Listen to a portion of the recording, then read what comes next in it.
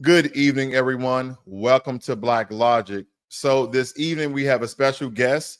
We have Stephen Gardner from the Stephen Gardner Show. Thanks for coming in and interviewing with me this evening, Stephen. How you doing? Oh, Ray, good to be with you. Thanks for having me on.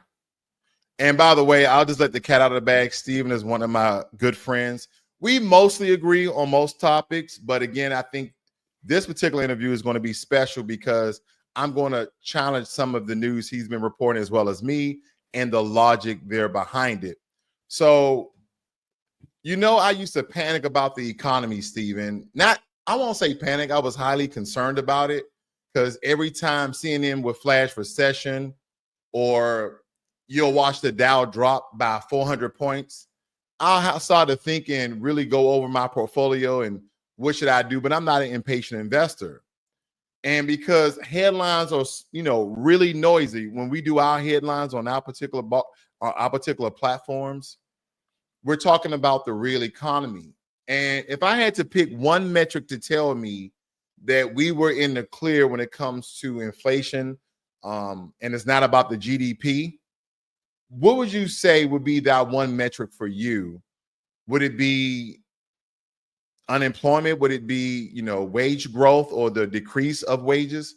What would your take on that be? So for me, you have a couple of things. You have Wall Street.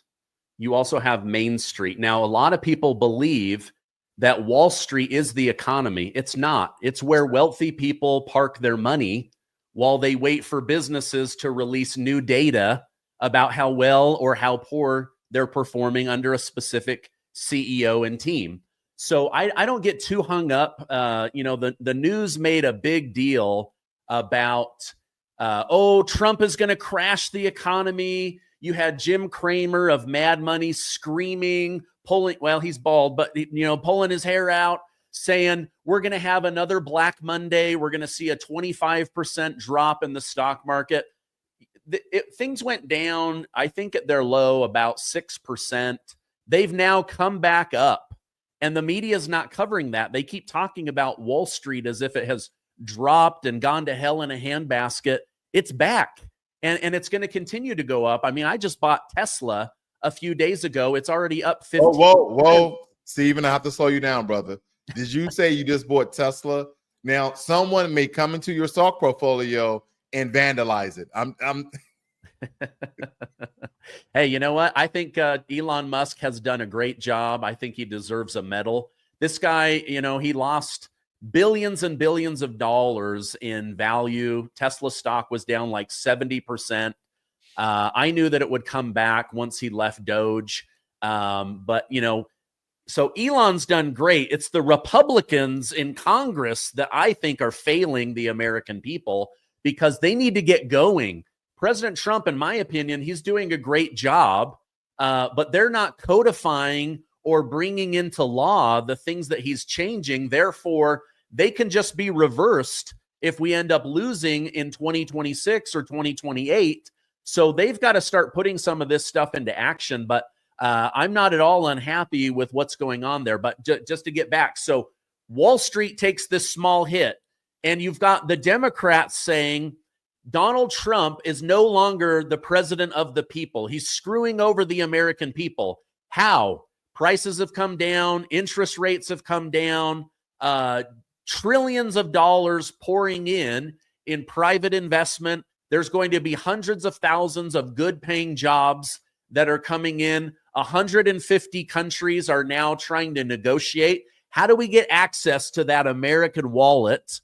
You've got China just in the last 24 hours saying, we're ready to strike a deal. They're going to lower the tariffs on each other. The United Kingdom just wrapped up. So when I look at it, I just look at what is the job situation and do people have money to go out and spend? Now, life has gotten expensive because of Biden, but wages will start to catch back up. That was one of the first things that Trump was given credit for in his first term, was for the average American, wages went up. And I believe that will happen again. Under Biden, costs went up. And I think now wages are going to have to catch up with cost. So that's what I look at. I just look at, are the majority of people able to get and hold a job And are they having enough money to buy their groceries and pay their bills? Those are the things I look at. Well, I didn't hear anything untrue, but I guess in those regards, a lot of the things that you stated, I just, if you don't mind, not a test of your logic, but just to, I guess, solidify it. Because in some regards, I know that you argue Democrats are weaponizing U.S. foreign aid to essentially mind control the world. And I guess my question would be, what's the single most alarming example of aid being diverted for political ends, and how do you trace the money trail? So, number one, I would love for them to start tracing the money trail. They're not doing a very good job of that, but I'll give you an example. So Elon Musk and the geniuses on the Doge team, they pull back the curtain on USAID, and we realize that there's a lot of politicians' family members that have these massive NGOs, non-government organizations, that are doing anything from getting food and water to Africa, although now we're finding out that was a scam, to bringing illegal immigrants into the country. We're finding out that was a scam, to Sesame Street in Iraq, helping the European Union, like billions and billions of dollars of things that don't actually help the American people. They don't make the dollar stronger. They don't do anything other than enrich I totally the people agree. that live in Washington, D.C. So for me, pulling back that curtain, they've exposed just how much corruption and money laundering there is. Now we need arrests. That's where my beef is. I want to see some people go to jail. So you stated about Doge, and I always wanted to run this across you because I want to know your thoughts on Elon Musk quitting Doge essentially, and only cutting what they reported $160 billion from the deficit, while a lot of critics, mostly Democrats, claim that President Trump has increased the deficit by $200 billion. Because Elon Musk, I mean, he stepped down from Doge. They were, attacking his manufacturing plants, his leasing dealerships where he was selling these vehicles. And I heard that there were reports from the board of directors telling him to come back, or basically they're going to, vote him out, so to speak. What are your thoughts on that? So you've heard the term, you can lead a horse to water, but you can't make it drink, right? Like I have. Elon Musk, I mean, these guys had hound dogs. They were leading them right to the corruption. And the Republicans, they haven't done anything about it, right? I'll give you an example. So we now know that at least 7 million people were illegally stealing money every single month from Social Security. Those checks were being cashed by somebody. Why aren't we knocking on the door and saying, hey, you've been receiving $1,600 from Social Security for the last 16 months. Prove that it's you or go to jail. Like, why aren't we doing that? And wasn't some of those people not even alive? A lot of those people aren't even alive. There was like 20 million people over the age of 115. I mean, it's like, it's insane. So I completely agree with what you're saying. And I did a video about this. Elon Musk is pissed, I think was the name of the video title, something like that. So basically Doge, they've been working 20-hour days, 7 days a week.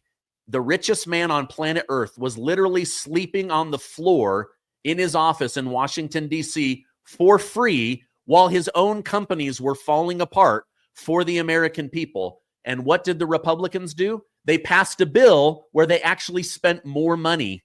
So it kind of like wiped it out. Now, in their defense, a lot of that was already in place from when Biden was in office. So they're just basically, think about like an anaconda has swallowed a giant rabbit. There's that bolus of food. It's got to work its way through the system. But going forward, if they keep doing that, then we know that they're hypocrites and liars, right? And we don't want them to be known as hypocrites and liars. We want them to be known as doing good for the American people. I would like Democrats to be known as doing good for the American people, right? So there's brokenness in both parties. That's why I consider myself a libertarian who happens to vote conservative, right? So I think that more is going to come What does out. that actually mean? I'm curious about when people say they're libertarian. Can you give us a quick breakdown of what that may be, or what that is, rather? Yeah, so libertarians are very much against taxation. We believe that it is theft. We're against government intervention in businesses, in our lives, in our family, in our religion. We're very much against war.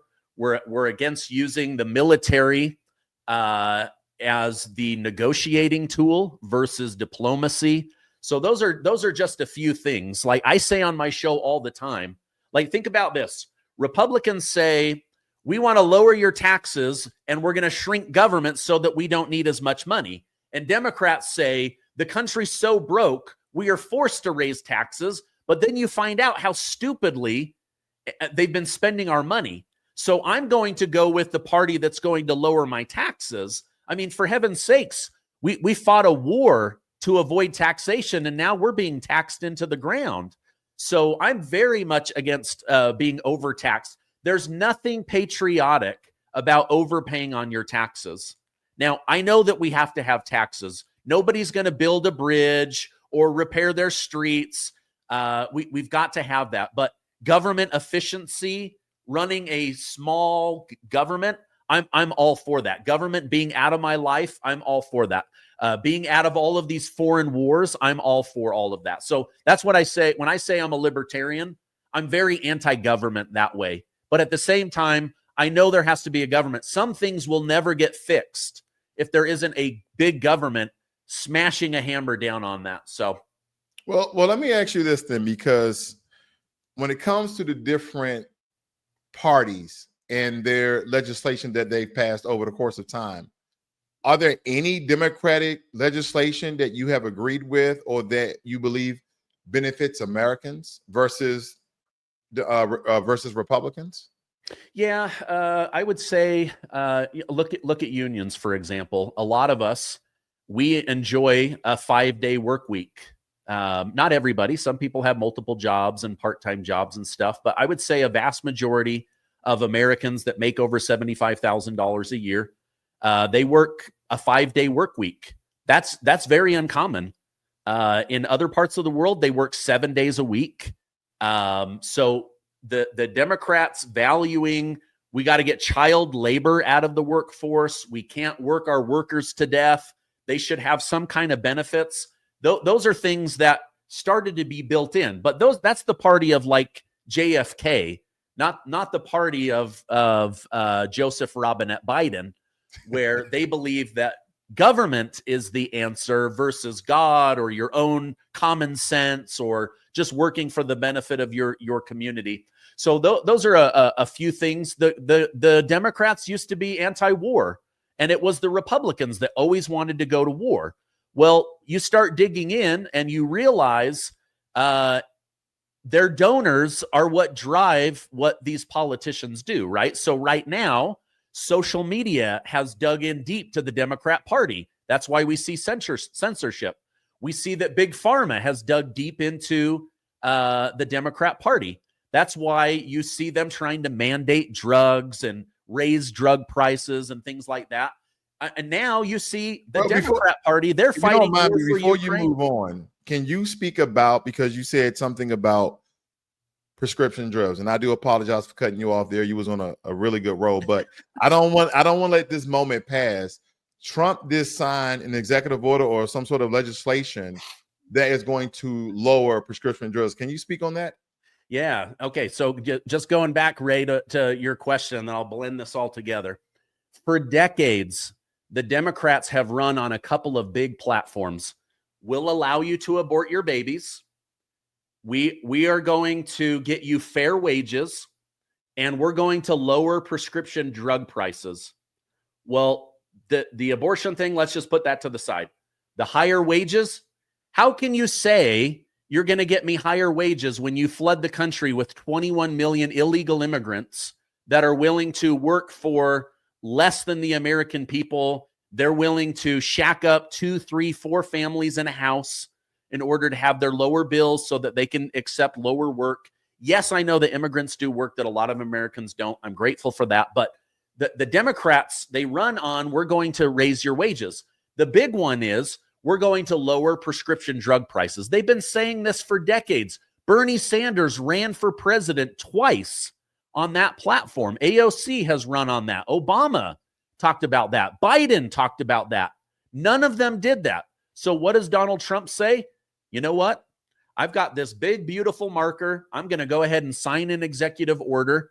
But he comes about it differently. He doesn't say, hey, I'm a tyrannical government that, like communism, is going to force you to lower your prices or force you into charging a specific dollar amount. Instead, he says, hey, we have lots of empirical data proving that you are overcharging the American people while selling that same drug to other countries for pennies on the dollar. I'll give you an example. Trump had a very funny skit today from the Oval Office. He said, I have a big, rich, fat friend, very rich, very fat. He calls me from England and he says, President, what the heck? There's a $1,300 weight loss shot in America for $88 in England. Why am I being ripped off? On my show, I've shown people there's drugs where they're literally charging Medicare $2,500 for a drug that if you didn't have insurance and you paid cash would be $200, or a $200 drug that costs $12. They're charging the government more. Yeah, so Trump is just going to come in and he's saying, listen, here's how we're going to do it. Not through tyranny, not through communism, not through government abuse, but by saying we have evidence that you're ripping off the American people. We think that's illegal. We're going to say we have a preferred nation.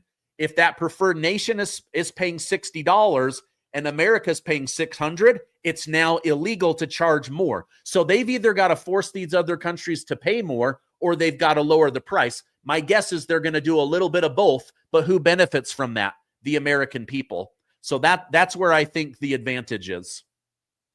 Thank you for that, because I caught it early this morning and I was going to report on it as well. So I'm glad you put that out there, because I think that's very significant, because as Americans, our prescription cost for drugs is astronomical. That's why a lot of Americans, they go to Cuba, they go to India, they go to all these other countries, China, and they try to store up a year or 2 years worth of drugs because it's so darn expensive in America. Just think about that. You're going to a foreign country, so you're paying for the ticket, the hotel, whatever the prescription cost for the drugs cost in that country, and you're buying a year's supply versus paying a monthly amount that's costing you $600 depending on whatever drug that you have. I mean, it's just, yeah. But we had to wait till President Donald Trump come into office to sign this very bold legislation that we've had Democrat president after Democrat president dating back all the way from Bill Clinton, Barack Obama, Joe Biden, whoever it may be.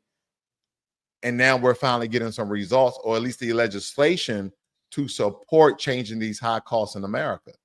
So again, I believe that's very significant. Yeah.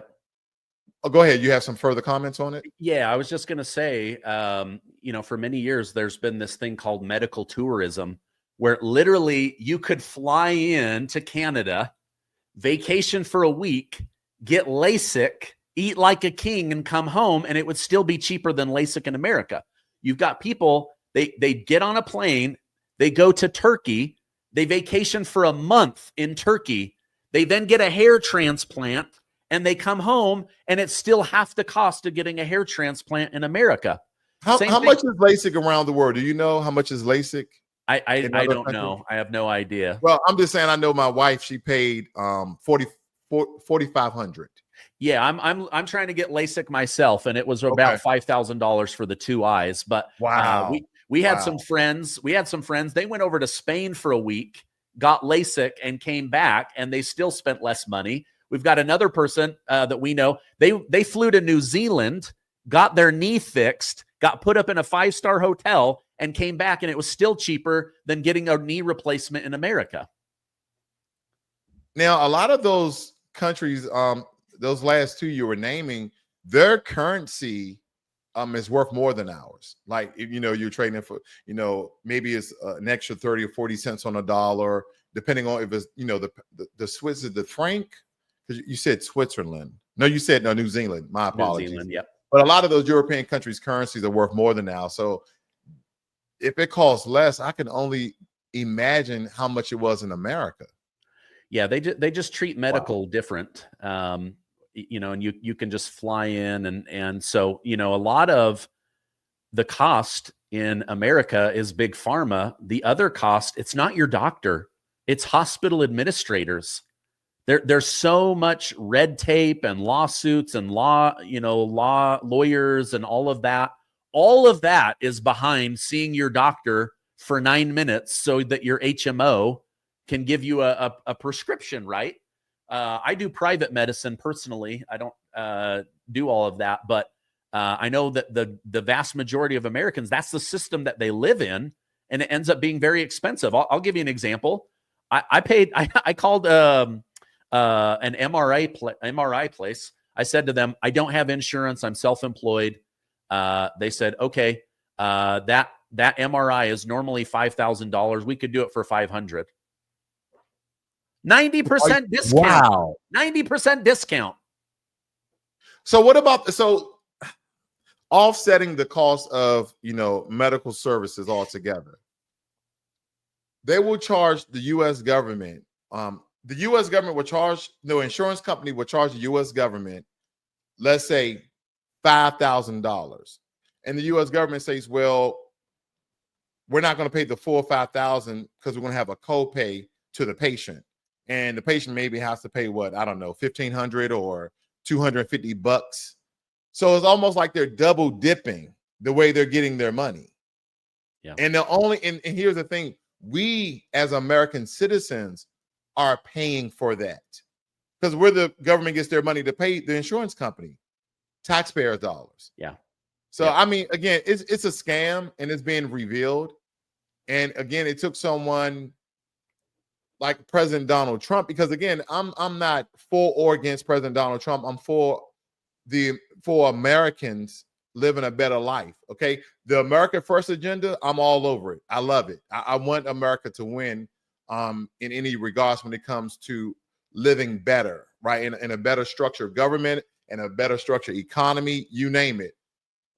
But it's taking someone like President Trump, who, as you stated, you were saying how other Republicans, because I think, and I'm not stating you, Stephen, but some people who consider themselves MAGA, do they separate themselves somewhat from the Republican Party and say, you know, I'm just a MAGA conservative or a MAGA conservative Republican? How does that go?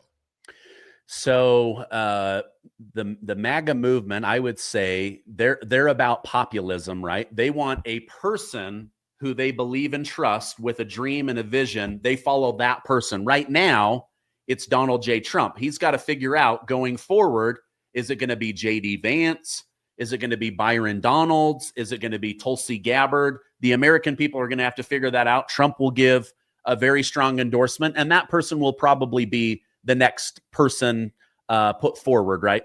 So, but the MAGA, they don't consider themselves Republicans anymore. So the war hawks, the rhinos, the being a part of a country club, it's the working class Americans coming together behind one person that they trust with a dream and a vision. It just happens to be Donald Trump right now. But that's what MAGA wants. They want what's best for America and the American people. How does fighting in Ukraine benefit the American people? It really doesn't, right? How does fighting in Vietnam help the American people? It didn't. I know there are times where Big Brother, the bigger military, the bigger dog, has to step in. But a war in Afghanistan for 20 years, trillions and trillions of dollars for what? For nothing. Literally nothing. We got nothing out of it. So anyway, so that's what I believe that this MAGA movement is. And I believe that MAGA is way more accepting of other Americans. So, for example, Republicans for a long time were wealthy white people. Now you see MAGA, it's got Asian people, it's got Black Americans, it's got Mexican Americans. They always said we're the big tent party, but then they had a small door, right? Now they're the big tent party with a big door, and they're gathering more and more people, but it's based on, do you want America to succeed? Do you want your family to succeed? Do you want to make good money? It's more economic, I would say, and nationalist than it is adhering to a party, right? So because we're probably more like the party of Abraham Lincoln than we were the party of George Bush. So anyway, those are just my thoughts. Okay, well, I'm glad we laid here, because I do have another question to somewhat just for you to solidify this particular rhetoric that has come out, MAGA, conservatives altogether, because Steve Bannon, he's openly pitched the idea of a third President Trump term, and Trump himself hasn't ruled it out. So how do you interpret this bid to append this two-term tradition, and what is constitutionally and politically fallout do you expect if it gains traction? Because for quite some time it had traction, and President Donald Trump didn't rule it out. He actually heard him spoke multiple times that he was actually considering it. So what's your thoughts on the founding fathers and the Constitution, and how this rhetoric about a third term, by the way of Steve Bannon and other populists out there stating these things about a third term from President Trump? So yeah, he's a master troll. He never says I'm going to run. He says people want me. They're asking me, right? So and some of that is, President FDR, he ran for more than 2, and that's kind of when they decided, okay, as a tradition, maybe we dial that back. But he did actually recently come out and he said, I don't have any plan to run for a third term. I believe it was with NBC's Meet the Press, Kristen Welker. She asked him and he said, listen, I'm older. I don't have any plan to do this. I just want to influence the country. I think we can do a lot in 4 years, and then I'm gonna be done. I'm gonna pass that on. So he did actually come out. Now, Steve Bannon, who is like ultra MAGA, or as Biden says, dark MAGA, dark MAGA, they want Trump to run. Now, I don't think that they would run him in the traditional sense, but they would maybe try to slip him in as vice president or Speaker of the House. I believe that when Trump is done, Trump will be done. I believe that he will retire. That doesn't mean he's leaving politics. I think he enjoys being a kingmaker. I think he enjoys having a say on the direction of the country. But this was just recent that he said to Kristen Welker, I'm not going to do that. Now, before that, even at his Michigan rally around his 100 days, he was still teasing, they want me to run. His son started putting out Trump 2028 hats. But again, I think he's just a master at trolling. Whatever he can say that will make the Democrats go crazy, he says it, and he says it fearlessly. Like when they said, who do you want to be the next pope? Oh, I'd like to be the pope. He just knows that he's going to get under people's skin. Oh, well, I guess to that notion, my next question would be, you don't believe what President Trump did very close to after the Pope died, the last Pope has passed away. You don't believe that was insensitive in any manner, that he should have not done it or waited to do it maybe a week? Because in my opinion, it was definitely too soon. What are your thoughts on that? So I'm not Catholic, so I thought it was kind of funny personally. But I am about respecting world religions, even the ones that I don't agree with. So Trump actually came out and said, listen, I didn't make the image. I didn't post the image. I made a joke in a interview that I'd like to be the Pope. That was as far as I went. So he's all like, but you know what?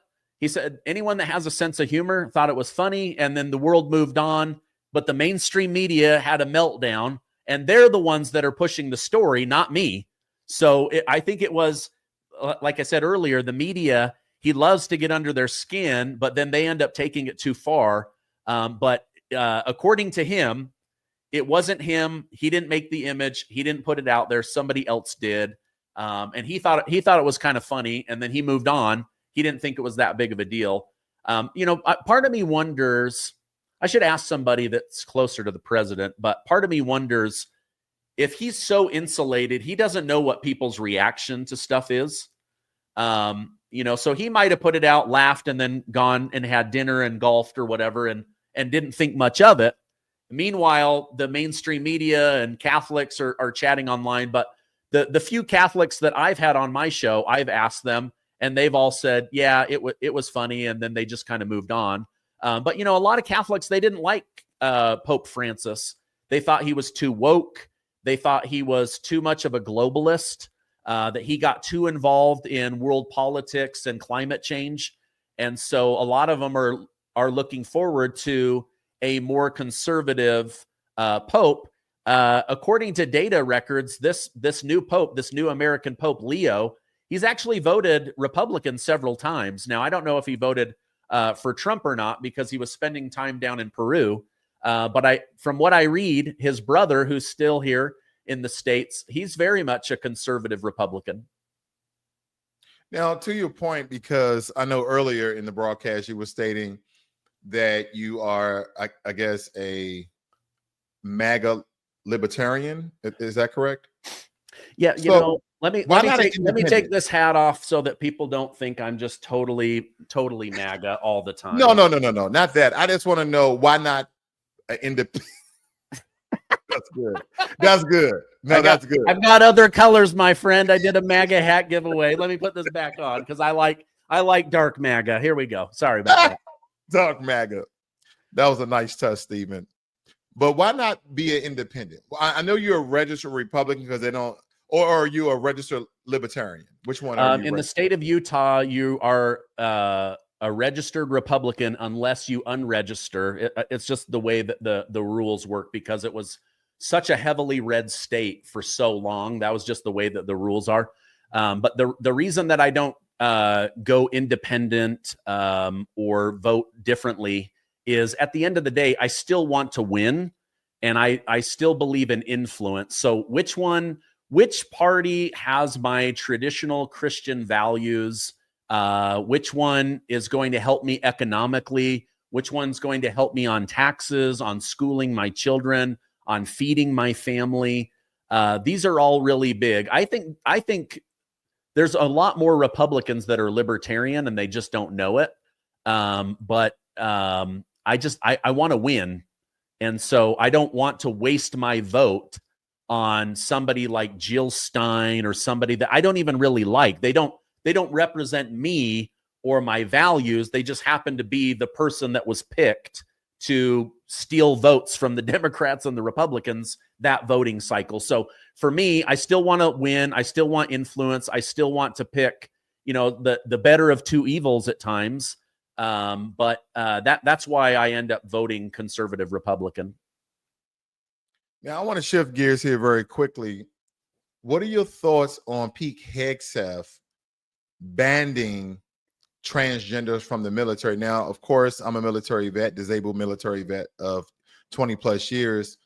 And me personally, I have to be very transparent. I agree with the ban. What are your thoughts on it, though? So I have mixed feelings on it. Number one, I do not believe that taxpayer money should be paying for sex change operations. To me, that seems inappropriate. Just like I don't want my money being used to pay for abortion clinics. So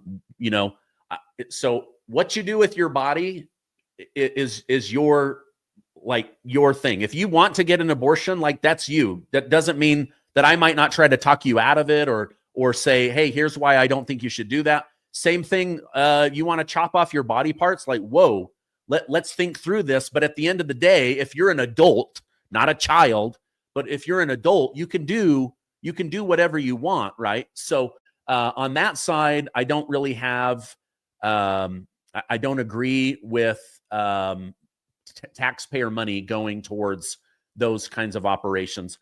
Whether that they can serve or not, I don't know. I don't know enough about the military because I've talked to military people that are like, hey, you know what? On your private time, if you want to dress in a dress or whatever, but when we're on the battlefield, if I trust that you've got my 6, I'm cool. So I don't know. I think there's mixed opinions, but At the end of the day, if you want a lethal military force, I don't think you can have these distractions out there. Just like, it's a little bit hard with women that serve in the military. They do a great job, but if they become pregnant, should we be putting pregnant women in the battlefield? Hell no. I don't think we should. So, again, I think if it distracts from the military mission and the focus of the group, the cohesion of the group, then I'm out. But I'm definitely out on taxpayer money. But again, I'm not for trans stuff. I'm not going to their parades. I'm not fighting their battles. At the end of the day, if a dude wants to get an address or a girl wants short hair or to be a tomboy or whatever, that's none of my business. But you start forcing it on my kids, you're going to see more than dark MAGA. You're going to see dark Gardner, and I'm going to be a really difficult person to deal with. Now, on that notion, when it comes to the kids, I totally agree 1000%. Leave your hands off the kids. Leave the influence off the kids. Now, you have some thoughts there about you're not fully 100% that it should be banned or not. Now, but dealing with the taxpayers' money, of course not. I agree with that as well. And I thought about the upkeep. I thought about the upkeep of people who are transgendering from male to female, who quote unquote has not had the surgery yet. And I thought about training in Yakima in Washington State. I thought about training in Death Valley in California, where, with the humidity, it gets 115, 120. And we have service members who identify as women, and they do these altering things to make themselves to appear as women. And in those conditions, I just don't see it as conducive to the environment and to the mission at hand. So that's why I say I believe, I believe with the ban. That doesn't mean that I'm against transgender. Like, whatever you want to identify as, that's your God-given right, I guess. That's your freedom of choice. I don't want to infringe on that. But when it comes to the safety and security of America, and you may hinder training or may hinder missions because of this identification that you have, then I have to go along with the, America first and the security of America. And no, I do not believe there's a place in the military that will adhere and have certain facilities and certain accommodations. Again, that's going to take away from the overall security of America, because it is a distraction, in my opinion. It is a distraction, in my opinion. And I know a lot of people may be against what I said. Again, I'm not against anyone who identifies a certain thing. But when it comes to and that's the bigger picture I'm looking at. I know some people have weasel statements and weasel words of how the military can do this and do that for, say, a group of people. In my opinion, biologically is one particular gender. So I don't know if you have any remaining comments on that. I know that's a really just again, if it distracts from the mission and the cohesion of the group, then it's out. And it's the same thing with you have to be mentally tough in order to serve in the military. I didn't serve personally, but I know many people that have. You got to be physically, mentally. You gotta have courage, right? Like big time courage. And again, if it distracts, I don't agree with it. And I 100% don't agree with using my money for that. Last question, Stephen. Thank you for your time. I do appreciate it. This may be a tough one. Can Trump do no wrong, or Trump can do wrong? And if he did, what was the wrongs? Yes, he can absolutely do wrong. He is a human being. He is not a god or a demigod. There's a lot of things that people have been agitated with him about. I personally, there's not been anything that he's done that has bothered me. There's been things where I'm like, okay, wait a minute. You're trying to end a war, but we're bombing the Houthis. But then I dig in a little bit and I'm like, okay, we can't have a little rebel group with drones affecting shipping in the Red Sea. We've got to handle that, right? And if Iran is backing that, but do I want to go to war with Iran? Absolutely not. So, I mean, there's been things like right now, there's a lot going on with Israel, right? Israel, I believe, has the right to defend itself. I hate all of the death that's happened with women and children. At the same time, Trump is like, okay, these are allies. We've got to support them. But also, my understanding is he just removed Mike Waltz from the national security because he was working with Israel behind Trump's back to prepare to go to war with Iran, and Trump doesn't want to go to war with Iran, and so he had to remove him. So there's a lot that goes on. I try to be patient. My impatience comes from I want some people arrested. I want some of these scumbags that I've been reporting on.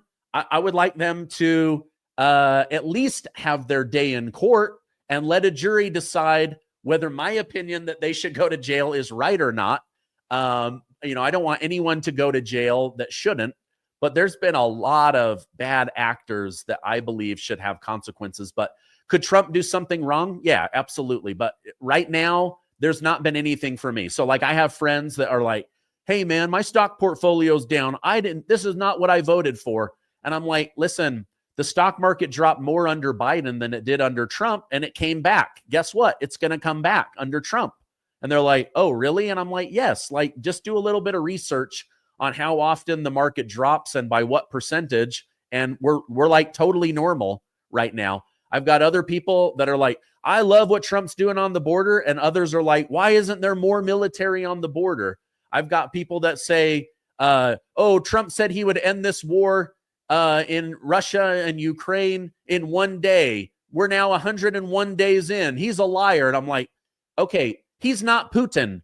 He's not Zelensky. He's working with the European Union. Like there's so many moving parts, and yet we're moving in the right direction, right? Same thing with this trade war. He's gonna make the global economy collapse. Instead, 150 countries are now bidding to do business with the United States. So again, with Trump, what I have found is if you're patient, he usually ends up being right. But that doesn't mean he's right about everything.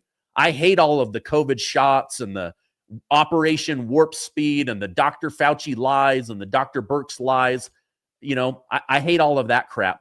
But I believe he's learned from some of that. And I believe he's a different person in this second term because I covered him in the first term, and it's been very different. But again, not a perfect person. I don't hold him to perfect standards. Could he mess up? Yes. Has he messed up enough that he's lost my vote? Absolutely not. Please forgive me because I do have one more question, and go ahead. Regarding deportation. And it's a two-part question. Do you agree that President Trump has done a good job thus far? I know there's been a lot of limitations, a lot of this political red tape that's been hard for him to do a lot of things that he's been trying to do. But do you agree that he's been doing a great job? And I think lately he just released legislation about self-deportation. So what are your thoughts on that? You believe he did a good job, or he's doing a good job rather? Yeah, I mean, he absolutely has closed up the border. I mean, we went from, some days 5,000 to 10,000 illegal immigrants coming into the country on any given day. I remember covering one time there was 200,000 people that had come into the country in 1 day, and Biden was like, I just can't do anything. The Republicans won't give me any authority. You're the president, mother effer. Are you kidding me? Do something. Do something. And then Trump is like, listen, they're taking black jobs. That's racist. Well, what do you expect when you have 50,000 illegal immigrants go into Chicago in an area that's predominantly Black Americans, foundational Black Americans, and they start competing for apartments, food, cars, resources. Jobs. Yeah, resources. So don't tell me that's racist when you want to shut that down. You think a foundational Black American should be treated worse than an illegal immigrant from China or Brazil or whatever? Heck no. Americans first. That's what I believe in. So I can't remember what the question was. I got my blood pressure going, but the border. I think he's done his new legislation about deportation. Yeah. So I did read over the weekend. I was just trying to find it here, but over the weekend there was something about he's asking for them to hire another 20,000, I believe, ICE people, so that oh, here it is. Also in paying illegal immigrants to self-deport. Oh, yes. Okay, really quickly. President Trump has signed an executive order directing Department of Homeland Security to add 20,000 new law enforcement officers so that he can carry out the largest deportation in American history. And yes, I don't have a problem with the deportation. Think how much it was costing the American taxpayer to keep a family here in the United States. You can't tell me it's not cheaper to get someone out of the country, because then the next 11 months, you're not paying for that person, or the next 111 months, you're not paying for that person. When I saw that you had veterans getting worse benefits than illegal immigrants, my blood pressure went up. When I saw that senior citizens that had worked and contributed to the tax base their entire life were getting less benefits than illegal immigrants, made my blood pressure go up. When you got illegal immigrants being treated better than Black Americans, that makes me mad. Like, all of it was making me mad. So I love it. I love what he's doing. I think we've got the border situation under control. Are they going to get all of these illegal immigrants out? Probably not. But if we can get the criminals out, the people that are punching women in the face on the streets of New York, punching pregnant women in the bellies, killing people, raping people, hell no. Get them all out of here. I want them all gone.